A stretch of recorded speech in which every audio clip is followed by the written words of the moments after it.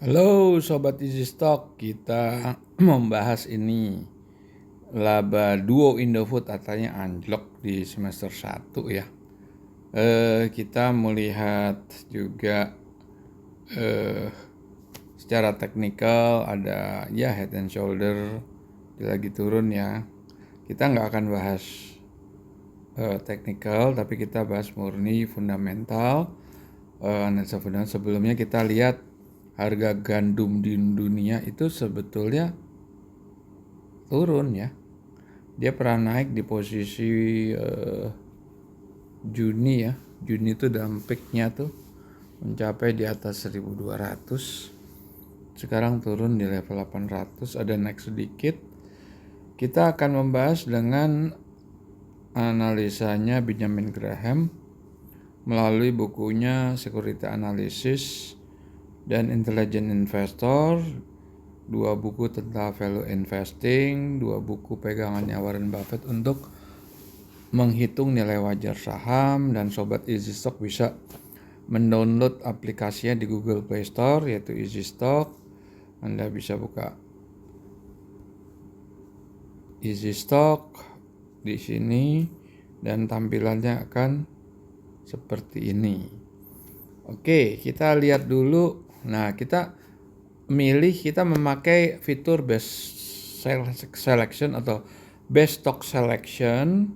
Kita pakai consumer non cyclical kalau nggak salah ya. Kita lihat itu processed food. Kita lihat itu mie instan. Ada Indofood, ada ICBP, ada Aisyah. Cuma 3 perusahaan. Kalau kita lihat di sini cara bacanya ya. Indofood itu harga 6.400. Kita lihatlah ininya ya. Waduh, salah. Kita lihat pergerakan harganya Indofood, INDF.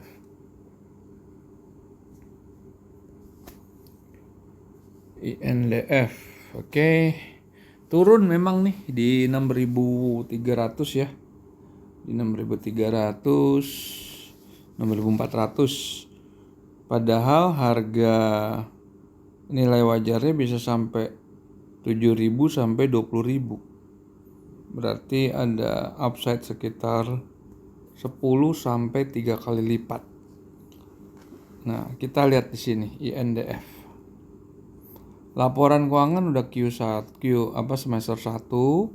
Udah yang paling terakhir.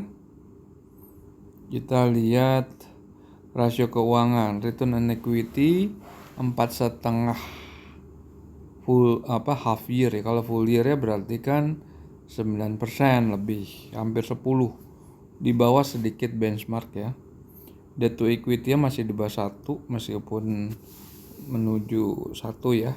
1 itu sudah warning. Profit margin sekitar 8% masih oke. Working capital 1,59. Sekarang kita mau lihat Indofood di kinerja ininya ya.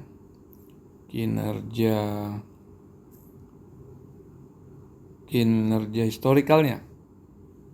Nah, ini kalau kita lihat di sini ya.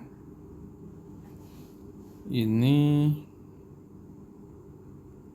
tar. Saya mau lihat yang lebih clear lagi. Biar clear ya nama filenya. Oke, di sini Indofood ya. Indofood Q1. Oke. Indofood Q1. Jadi kita mundur ke belakang ya. Di Q1 ini sama sebetulnya, upside-nya malah lebih tinggi ya. Sekarang jadi menurun memang betul. Di Q1 itu upside-nya bisa sampai hampir 2 kali lipat. Dan return on equity-nya tapi lebih bagus dia karena dia 3 bulan kan. Berarti 3,5 kali 3. Di atas 10 masih.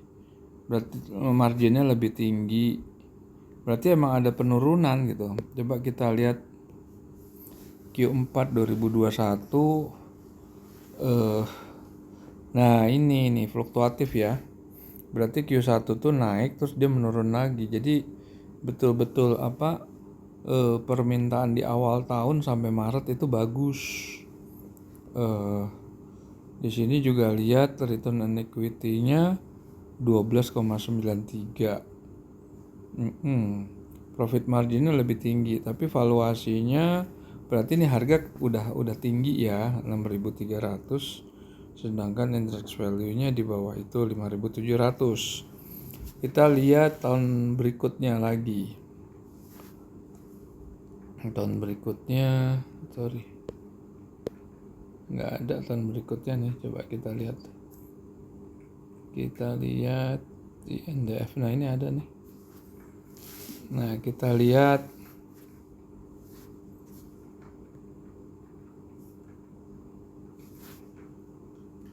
gross marginnya tetap 12, return on equity-nya ini bukan nih Q1 tadi nih. Oke, jadi memang Indofood itu cukup stabil ya. Kita lihat cukup stabil. Sekarang kita lihat ICBP. ICBP seperti apa? ICBP, ICBP.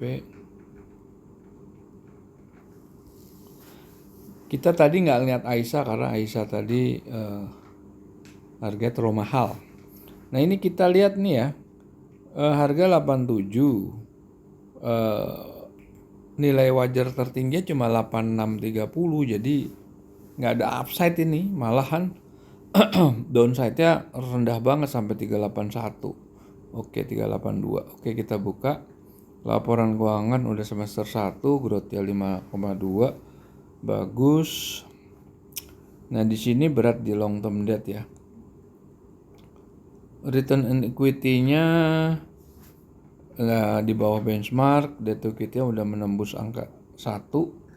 Profit marginnya 74, jadi masih bagus Indofood ya daripada ICBP ya, Indofood Sukses Makmur. Kita mau lihat ininya lah, sekarang kita lihat ICBP. Nah, mundur ya.